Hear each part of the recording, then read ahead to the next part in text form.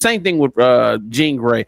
I think most X-Men characters are insanely powerful for no reason. They just woke up and still fear. That's why they were bigger to us as kids than the Avengers was. They got good. They balance out.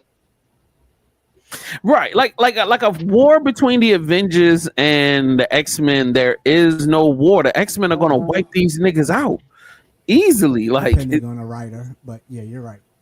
I mean, if we look power for power, player for player, first of all, there are more X-Men than there are Avengers, and then all of them dudes is way more powerful than you know what I'm saying. I mean, with the exception of Thor and Hulk.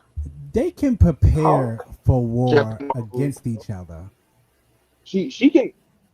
Captain Marvel, she can handle like at least half the X-Men on her own. She has unlimited power.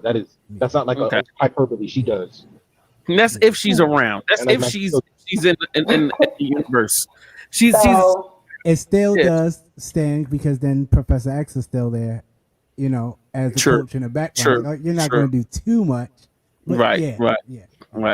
Yo, so that's who's going up against Professor X and Magneto? I told you. She can absorb psionic. The problem is that's true. It all depends on Magneto's temperament that day. Like, is he actually going to help or is he going to be a problem? Like, you can end up fighting Magneto while you fighting these niggas, and you don't even really want that. So it's like, I got you. This is Charles. Oh, stop! He just gonna shut it all down. No fighting. My bad, Sloan. I ain't mean to cut you off. Go ahead. Say like a battle between like Captain Marvel versus Professor X and Magneto. She can relatively handle that because Magneto, really and truly, he doesn't delve into the full out of like pure preference. Like, manipulate almost every form of energy on the electromagnetic spectrum, yet we just usually throw around metal objects kind of thing.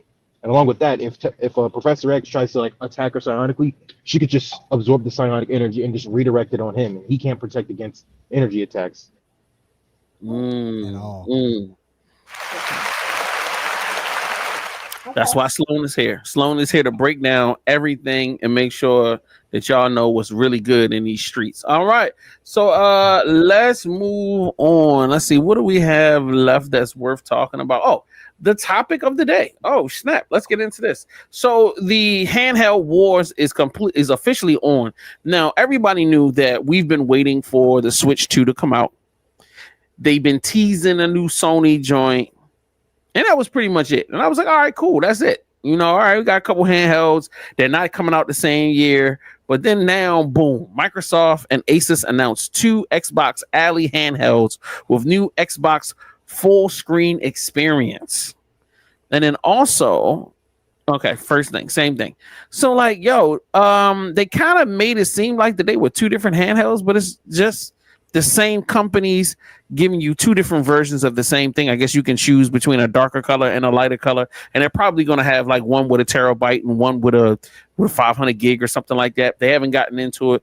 The only thing that I've seen is some videos that they posted online pertaining to the stuff itself. My issue is now all of these $500, $600 handhelds, you got Steam, you got all of the non-name brand ones, you got the Steam, and then you got Steam, then you got the Switch 2, now you got the Xbox, now you got the Sony. The new Sony one is coming out. The Indie Show, All Things Indie Podcast.